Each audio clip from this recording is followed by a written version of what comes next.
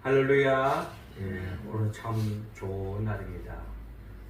사망 권세를 깨뜨리고 부활하신 이 부활절의 세 번째 주일인데, 우리가 주일마다 예배를 드린 것은 늘 이 부활의 주님을 기념하고 부활의 주님을 찬양하고 부활의 신앙으로 살아가기 위함입니다.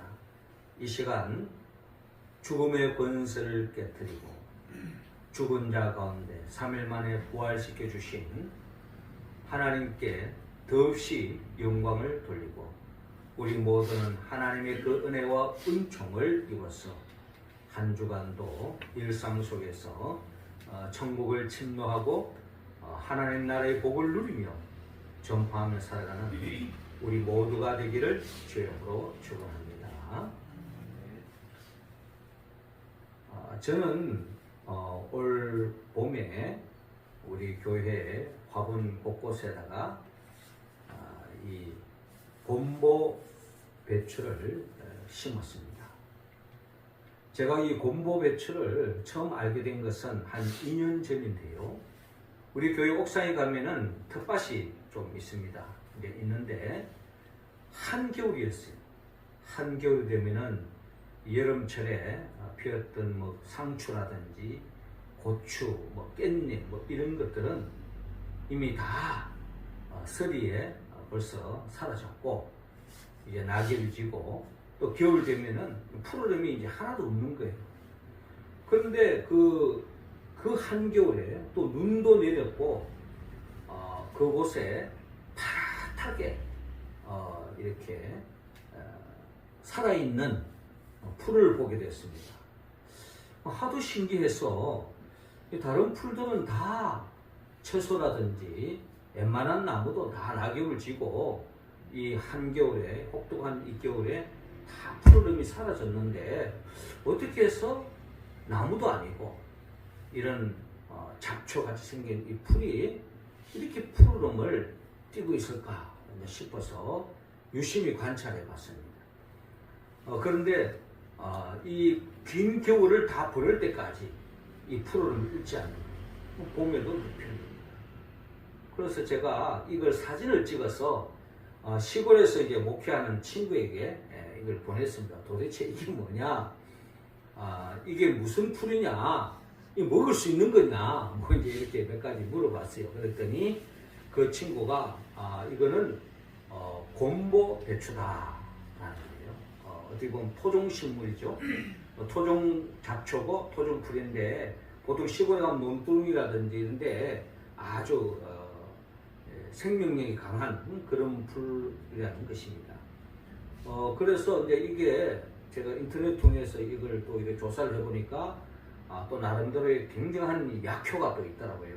뭐 우리 몸의 면역성이라든지 또 염증을 사라지게 해주고, 또 어떤 우리 비염이라든지 또 관절에도 뭐 좋고 뭐 여러 가지 어떤 그 효능이 많아서 그저 그냥 간단하게 뭐 상추같이 먹는 어떤 그런 채소라기보다는 이런 그 약효과가 아주 뛰어난 그런 어떤 식물이 바로 이 곰보 배추라는 겁니다. 이름이 왜 곰보 배추냐? 보통 배추처럼 그런 나름대로 모양새가 갖춰진 것이 아니라 생긴 것도 마치 곰보가 얼굴에 울룩불룩한 것처럼 이렇게 점박이 형태로 되어 있고, 생긴 것이 못났다 해서 일명 어느 지역에서는 못난이 배추다, 또 경상도에는 문둥이 배추다, 뭐 이렇게 표현한다는 것입니다. 그런데 중요한 것은 저는 이것을 이제 올겨울, 그래서 작년 가을에 제가 이걸 좀 많이 이렇게 심어놨어요. 씨앗도 이제 나고 하길래 뻗어놨더니 겨울 동안에 엄청 많이, 한겨울이지만은 아닌 게 아니라 푸름을 잃지 않고 살아남는 이 곰보 배추를 보면서 제가 이제 올 봄에 이것을 이제 또 텃밭을 갈면서 이것이 굉장히 많기 때문에 곳곳 화분에다가 심어놨어요. 화분에 심어놓으면 이제 겨울 되면 다 이렇게 화분이 그냥 덩그러니 빈 화분에 흙만 있는데, 이걸 심어놓으면 계속 푸르름이 유지되겠다 싶어서 제가 이번 봄에 좀 제가 뿌려 심었습니다. 그러면서 제가 이 곰보배추를 보면서 하나님 앞에 우리 교회가 이런 곰보배추 같은 교회가 됐으면 좋겠다. 이제 그런 기도를 했습니다. 왜냐하면은 이 곰보배추가 그 혹독한 겨울에도 그 푸르름을 잃지 않고 강한 생명력을 가진 것처럼 우리 교회도 아주 열악한 환경이지만 또 어떻게 본다면은 아주 어려운 시대를 우리가 보내고 있지만 우리 명륜절교의 모든 성도들은 그 속에서도 신앙의 푸르름을 잃지 않고 흔들리지 않는, 변질되지 않는 순수한 신앙으로 이 마지막 때를 이겨나가는 우리 교회 공동체가 되었으면 좋겠다 하는 마음으로 이 곰보배추를 화분의 곳곳에 심게 된 것입니다. 곰보배추가 큰 혹독한 이 겨울을 이겨나간 것처럼 어떻게 보면 예수님께서 십자가에 못 박혀 죽으시고 부활하신 이 사건은 어떻게 보면은 추운 겨울에 웬만한 풀들은 다 푸르름이 사라지고 결국에는 죽어지지만 그 속에서 곰보배추가 살아있는 것처럼 모든 인생은 죄로 말미암아 정령 죽을 수밖에 없는데 예수님은 죽은 자 가운데 부활하시고 승천하시고 지금도 하나님 보호자 우편에 앉아서 살아계신 우리 주님을 우리는 믿고 있는 것입니다. 그러므로 이 부활의 주님을 우리가 확신할 때 오늘 성경은 부활의 주님을 의심하지 않고 확신하는 자에게 따르는 복이 있다는 것입니다. 그 복을 주님은 오늘 우리 모두가 누리고 있는 이 시간 되기를 원합니다. 먼저 오늘 본문 36절에 부활의 주님은 제자들에게 그리고 우리들에게 평강을 누리게 하십니다. 36절 우리 같이 한번 읽겠습니다. 시작. 이 말을 할 때에 예수께서 친히 그들 가운데 서서 이르시되 너희에게 평강이 있을지어다 하시니 아멘. 자, 오늘 본문 누가복음 24장 36절 이렇게 시작됩니다.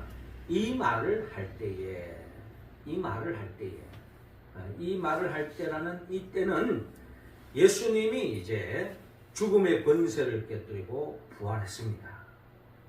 이미 막달라 마리아에게 베드로에게 몇몇 제자들에게 이미 보여주신 거죠. 이 소문이 제자들에게도 소문이 다 이렇게 이야기를 들었지만 그럼에도 불구하고 믿기지 않는 겁니다. 부활의 주님, 예수님이 죽은 자 가운데 살아나 부활했다? 이야기를 듣는다고 해서 다 믿는 게 아니잖아요. 우리가 부활의 소식을 전한다고 모든 사람들 그래? 예수님이 부활했다고? 그럼 그 예수 믿어야 되겠나? 하는 사람은 별로 없습니다. 거기다가 다 의심하는 거죠. 뭐 잘못 봤다, 헛거봤냐, 뭐 이런 식으로.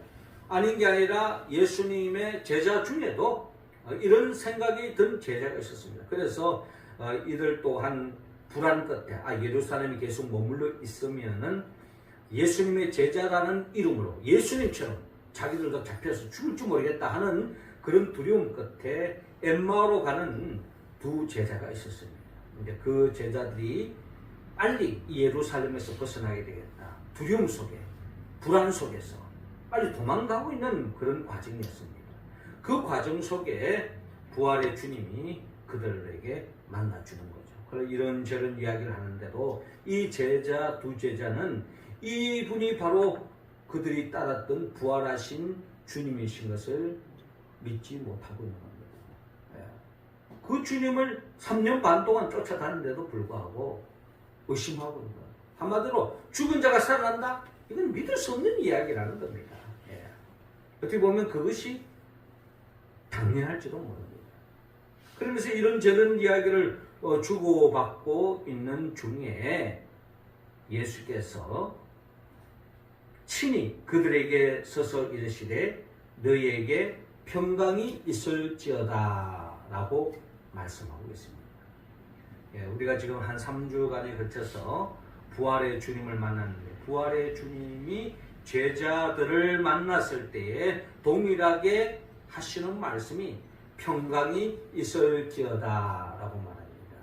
왜냐하면 모든 제자들은 예수님의 죽음 앞에 다 두려움에 떨고 있었고 또한 불안해하고 또 마치 목자 이런 양과 같은 그런 심정이기 때문에 그들의 마음속에는 미래에 대한 두려움, 염려, 근심, 걱정 이런 것들이 자기들 마음속에 꽉 차 있었기 때문에 부활의 주님은 그들에게 찾아오셔서 하신 말씀이 너희에게 평강이 있을지어다 라고 말씀하고 있습니다. 이 땅을 살아가는 모든 사람들은 참된 평강을 갈망하고 있습니다. 그 평강이 없기 때문에 때로는 세상 것을 쫓아가고 있지만 주님이 주시는 그 평강으로 차 있는 사람은 진정한 행복을 누릴 수 있는 것입니다. 자, 너희에게 평강이 있을지어다 이렇게 주님 말씀하시니까 37절에 그들이 놀라고 무서워하여 그 보는 것을 영으로 생각하는지라 라고 말씀합니다. 그러니까 주님의 음성을 들었지만 놀라고 무서워했다는 거예요. 그분이 바로 또 주님이라는 것을 그는 뒤늦게 알게 되었지만 그럼에도 불구하고 그 보는 것이 영으로 생각했다. 좋은 말로 말하면 영으로 생각했다라고 표현할 수 있지만 일반적으로 우리 세상적으로 말한다면 귀신을 본 것 같은 그런 느낌인 거예요. 영으로 생각했던 거예요. 그때 예수님께서 38절에 어찌하여 두려워하며 어찌하여 마음에 의심이 일어나느냐.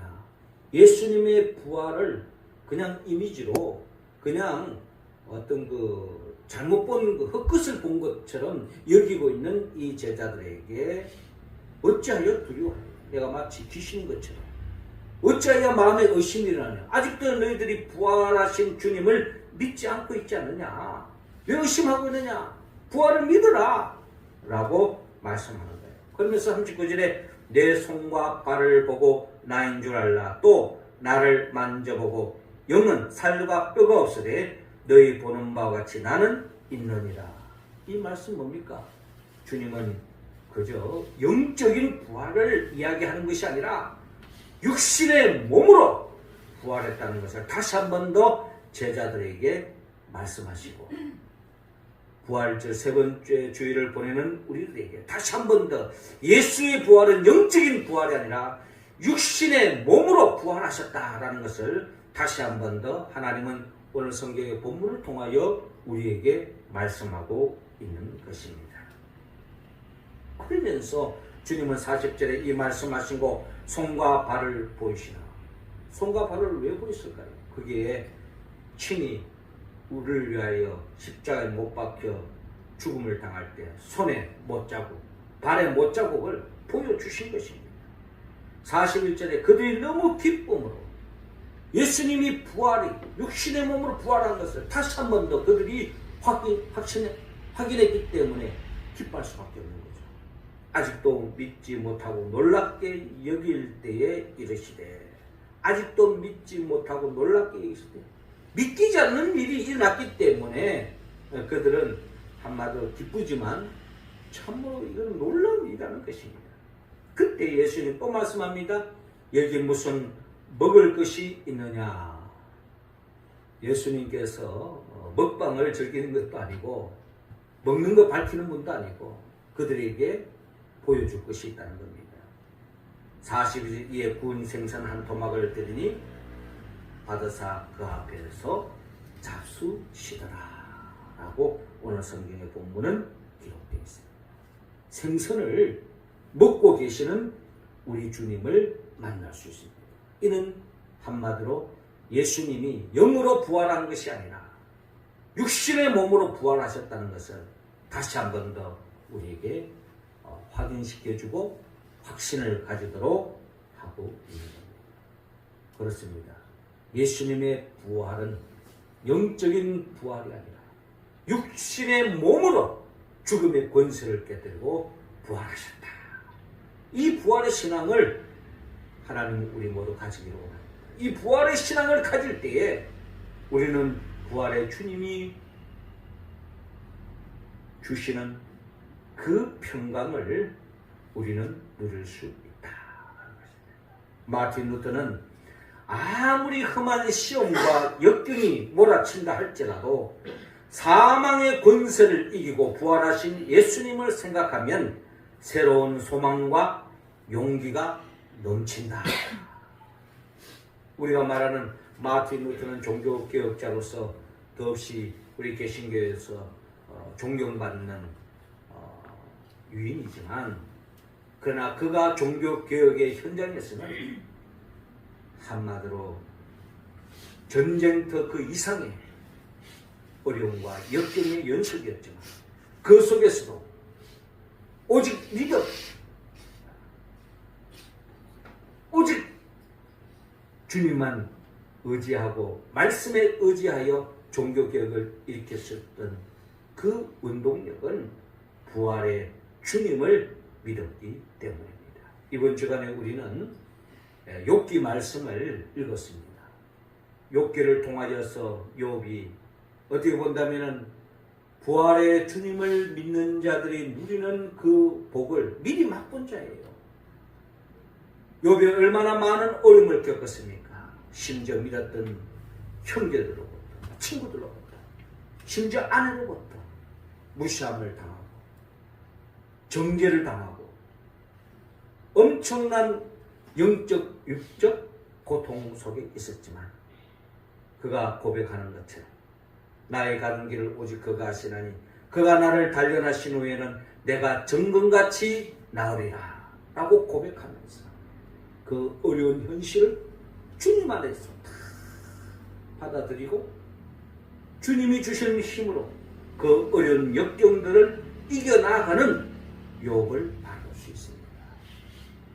우리도 어떻게 보면 이 세상을 살아가는 데 있어서는 많은 어려움이 있고 역경이 있고 또 내 때가 이르지 않아서 너무나도 절망적인 시간을 보낼 때가 있습니다. 그러나 우리는 부활의 신앙을 가질 때에 그 어떠한 처지, 그 어떠한 환경 속에서도 절망하지 않고 새로운 소망과 용기를 가지고 승리할 줄로 믿습니다. 다시 한 번 더 우리가 부활의 주님을 확신함으로 말미암아 주님이 주시는 그 평강을 일상 속에서 누리며 천국을 침노하는 우리 모두가 되기를 주의 이름으로 축원합니다. 이어 두 번째로 부활의 주님을 확신할 때에 비로소 성경을 깨칠 수 있다고 말씀합니다. 45절 우리 같이 한번 읽읍시다. 시작. 이에 그들의 마음을 열어 성경을 깨닫게 하시고 아멘. 44절에 또 이르시되 내가 너희와 함께 있을 때에 너희에게 말한 바 곧 모세의 율법과 선지자의 글과 시편에 나를 가리켜 기록된 모든 것이 이루어져야 하리라 한 말이 이것이라 하시고 이에 그들의 마음을 열어 성경을 깨닫게 하시고 라고 말씀하고 있습니다. 성경은 우리가 알다시피 구약과 신약으로 나누어지는데 어떻게 구약은 약속의 말씀입니다. 어떻게 보면 그림자 같은 말씀이고 또 약속의 말씀입니다. 그러나 우리는 이 성경의 구약의 말씀 또한 예수 그리스도를 알지 못하면 구약의 말씀은 마치 구름 잡는 그런 현상이 일어나고 거기에는 진정한 성경을 깨달을 수도 없고 깨칠 수도 없는 것입니다. 우리는 부활의 주님을 믿을 때에 비로소 구약의 성경 말씀도 왜 이렇게 기록하고 말씀하시는지를 뒤늦게 깨달을 수가 있는 것이고 또한 부활의 주님을 믿을 때야만이 우리는 진정 주님이 우리에게 약속하신 모든 축복의 말씀이 다 내 것이 될 수 있다.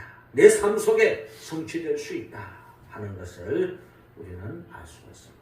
한마디로 성경을 깨달을 수 있고 성경의 진리의 말씀이 내 것이 될 수 있고 성경에 담겨있는 모든 축복이 나의 복이 될 수 있는 유일한 길은 나를 위하여 십자가에 못 박혀 죽으시고 부활하신 예수 그들을 믿을 때에 가능하다는 것을 오늘 주님의 부활의 주님은 우리에게 다시 한 번 더 말씀하고 있는 것입니다. 그렇습니다. 부활의 주님을 믿을 때에 우리는 성경을 온전히 깨달을 수가 있고 진리에 이를 수가 있고 진정한 복된 삶으로 나아가는 줄로 믿으시기 바랍니다. 마지막 세 번째로 우리는 부활의 주님을 믿을 때야만이 진정 정인의 삶을 살 수가 있습니다. 48절 우리 같이 읽겠습니다. 시작.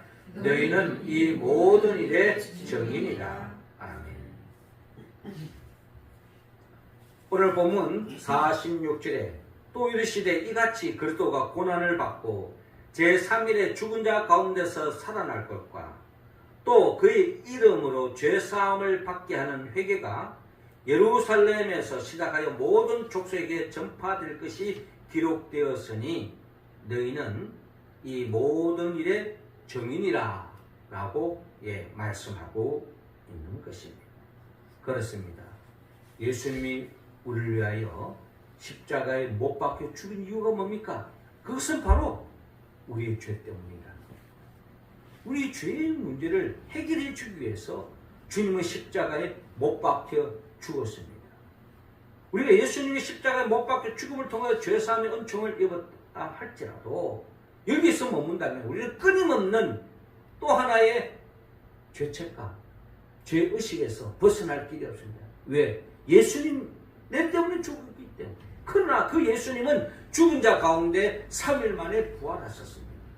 그렇기 때문에 예수님이 내 죄를 때문에 십자가에 못 박혀 죽었다라고 하는 이 은혜를 입은 우리들은 더 이상 죄책감에 빠질 필요가 없고 주님의 부활을 통하여 우리는 완전히 죄로부터 자유함을 얻을 수 있고 우리는 진정 하나님이 예배해 놓으신 그 복을 받아 누릴 수 있게 되었다는 겁니다. 그렇습니다. 예수님의 부활은 결국 예수님이 우리 모든 죄를 사하기 위해서 우리를 어렵게 하기 위해서 주님이 부활하셨다.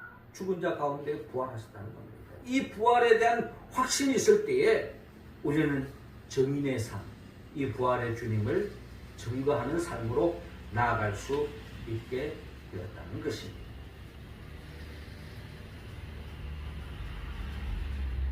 실존주의 철학자 키에르케고르는 인간이 고독하고 불안한 것은 내가 무엇을 해야 할지 모르기 때문이다 라고 말합니다. 내가 무엇을 해야 할지 모르기 때문에 인간은 고독하고 불안해한다. 그래서 키에르케고르는 온 천하가 다 무너지더라도 내가 이것만은 꽉 붙들고 놓을 수가 없다. 내가 이것을 위해 살고 이것을 위해 죽을 수 있는 나의 사명을 발견해야 한다. 하나님이 내게 맡기신 사명, 그 사명을 발견하는 것이 어떻게 보면 우리의 삶에 진정한 절망으로부터, 고독으로부터, 회의로부터 벗어날 수 있는 진정 의미 있고 복된 삶을 살 수 있는 유일한 길이라는 것입니다. 그래서 오프라 윈프리는 이런 이야기를 했습니다. 첫째, 남보다 더 가졌다는 것은 축복이 아니라 사명이다. 둘째, 남보다 아프게 하는 것이 있다면 그것이 고통이 아니라 사명이다. 셋째, 남보다 설레이는 게 있다면 그것은 망상이 아니라 사명이다. 넷째, 남보다 부담되는 게 있다면 그것은 강요가 아니라 사명이다 라고 이야기한 바가 있습니다. 우리의 사명이 무엇입니까? 우리의 사명은 너희는 이 모든 일의 정인이다. 오늘 성경의 본문을 통하여 우리에게 말씀합니다. 우리가 어떤 직장을 갖든 어디에 있든 어떤 신분을 가졌든 우리의 사명은 죽음의 권세를 깨뜨리고 부활하신 예수 그리스도를 증거하는 정인의 삶, 이게 우리의 사명이라는 겁니다. 예수님이 부활하신 궁극적인 목적은 이 땅의 모든 죄의 문제를 해결해 주기 위함입니다. 여러분, 성경은 죄의 심각성을 그 누구보다 강조하고 있습니다. 죄를 지은 자는 정령 사망에서 벗어날 수 없습니다.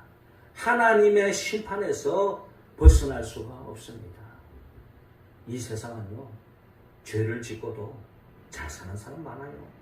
죄를 짓고도 최고의 권력에 오를 수도 있습니다. 그렇게 많은 죄를 짓고도 국회의원이 될 수도 있어요. 그러나 여러분, 성경은 분명히 이야기합니다. 죄를 지은 자는 반드시 하나님이 심판하신다라는 겁니다. 이 죄로부터 자유로울 수 있는 사람은 이 세상에는 아무도 없습니다.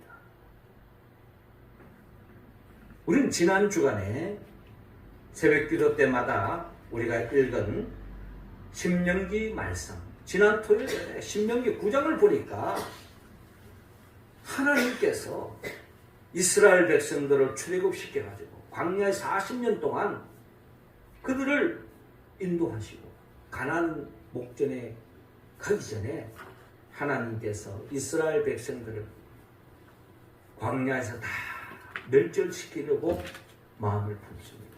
왜냐하면 이스라엘 백성들이 하나님의 은혜로 출애굽을 하고 홍해를 건너고 구름기둥 불기둥으로 인도하고 만나와 메추라기를 공급해주고 때를 따라 반석에서 물을 나오게 하고 모든 걸 다 채워줬는데 그들의 마음에는 끊임없는 강팍한 마음과 교만한 마음과 하나님의 은혜를 저버리고 끊임없이 원망과 불평을 끊임없이 내놓는 거예요. 이런 이스라엘 백성들을 바라보면서 하나님이 광야에서 다 그쳐보려고 합니다. 은혜를 보려고. 그때 모세가 하나님 앞에 기도하는 거죠. 하나님 살려주세요. 이 민족을 국률이 여겨주십시오. 이들이 죄가 많지만 하나님 다시 한번 국률을 베풀어 주시옵소서. 하나님 모세의 기도를 들어주시고 이스라엘 백성들에게 살 길을 열어주며 가나안 땅을 인도하게 하십니다. 그러나 여러분, 가나안 땅에 들어갔다고 모든 게 끝난 게 아닙니다. 우리가 잘 알다시피 이스라엘 역사를 바라볼 때에 그들이 가나안 땅에 그 큰 복을 차지했지만 그 속에서도 끊임없이 하나님을 경외하지 않고 세상을 쫓아가고 우상을 섬기고 자기 유익을 위해서라면 죄를 범하는 그런 길로 나아갔을 때에 결국 어떻게 됐습니까? 가나안 땅에서 땅이 토해버렸다 그래요. 속된 말 오바이트 해버리는 거예요. 가나안 땅에서 쫓겨나고 포로로 잡혀가는 이런 역사가 이스라엘 백성의 역사인데 이 역사를 바라보면 남의 이야기가 아니라 우리 자신의 이야기예요. 우리도 얼마나 하나님의 큰 은혜와 은총을 받았습니까? 그럼에도 불구하고 그 은혜를 기억하지 못하고 그 은혜에 감사하지 못하고 끊임없이 원망과 불평과 또 조금이라도 내인데 유익이 된다면 수단과 방법을 가지 않고 세상 속에서 죄를 범하고 살아가는 우리 자신을 바라볼 때 우리 또한 하나님의 심판의 대상에서 벗어날 수 있는 사람은 아무도 없다는 거예요. 그러나 여러분, 여기에 복음이 있습니다. 우리도 그런 존재이지만 그럼에도 불구하고 예수님께서 우리 모든 죄를 대신 짊어지고 십자가에 못 박혀 죽으시고 죽은 자 가운데 3일 만에 부활하셔서 우리의 죄를 사해 주실 뿐만 아니라 어려운 인생길로 나아갈 수 있도록 우리를 불러주셨다는 겁니다. 이 부활의 주님을 우리가 증거할 때 어떤 역사가 일어나냐? 하나님이 함께하는 역사가 일어나는 거예요. 죄를 지은 자는 절대로 하나님이 함께하지 않습니다. 그러나 죄의 문제가 해결된 사람은 하나님이 함께합니다. 하나님이 함께하는 인생은 최고의 복을 누린 줄로 여러분 믿으시기 바랍니다. 내가 이 세상에 아무것도 없다 할지라도, 내 주위에 아무도 빽이 없다 할지라도, 내 주위에 연줄이 없다 할지라도, 세상에 붙잡을 것이 아무것도 없다 할지라도 주님이 함께 하시면 그것은 바로 최고의 복을 받은 줄로 믿으시기 바랍니다. 누가 하나님이 함께 하느냐? 예수의 부활을 증인하는 사람, 예수를 증거하는 사람, 예수를 선전하는 사람, 예수의 복음을 나누는 사람, 이 사람은 하나님이 함께 하시기 때문에 최고의 복을 얻을 수 있는 것입니다. 예수님의 부활을 증거하는 증인의 삶을 살 때에 우리는 진정한 하나님이 함께하는 그 복을 충만히 받아 누릴 줄로 믿습니다. 사랑하는 성도 여러분, 부활절 세 번째 주일을 통하여서 하나님은 우리 모두에게 부활의 주님을 확신하고 나아갈 때 부활의 주님이 우리에게 안겨주시는 그 평강을 누릴 수 있다고 말씀합니다. 성경을, 진리를 깨달을 수 있다고 말씀합니다. 그리고 그 부활의 주님을 증거할 때, 증인의 삶을 살 때 하나님이 함께함으로 최고의 복을 얻은 줄로 믿으시기 바랍니다. 우리가 이 말씀의 복을 온전히 우리의 삶 속에 누리기 위해서는 성령의 도움을 받아야 합니다. 성령은 예수 그리스도의 영입니다. 예수님은 우리를 위하여 천지 만물을 창조하시고 죄로 말미암아 잃어버렸던 우리들을 구원하기 위하여 친히 인간의 몸을 오셔서 십자가에 못 박혀 죽음을 통하여 죄의 문제를 해결해 주셨고 죽음의 권세를 깨뜨리고 부활하셔서 우리를 의롭게 하기 위하여 거듭난 인생으로 하나님의 백성으로 살도록 하기 위하여 죽음의 권세를 깨뜨리고 부활하셨습니다. 그리고 승천하시고 지금도 하나님 보좌 우편에서 그 길을 가도록 성령을 보내주십니다. 그 성령을 사모하고 그 성령의 도우심으로 믿음의 길을 걸어가는 우리 교회 공동체를 주님은 더없이 사랑해 주시고 이 땅에서 천국을 맛보게 하시고 가까운 훗날에 영원한 하나님의 나라 새하늘과 새 땅으로 인도하기 위하여 장차 재림하여 오실 예수 그리스도 그분의 영포에서 성령의 도움을 받아서 다시 한 번 더 부활을 확신함으로 얻을 수 있는 주님이 주시는 그 평강을 누리며 진리를 깨닫고 그리고 증인의 삶을 살아서 하나님이 함께하는 하나님의 나라를 일상 속에서 누리며 살아가는 우리 모두가 되기를 주의 이름으로 축원합니다. 기도드리겠습니다.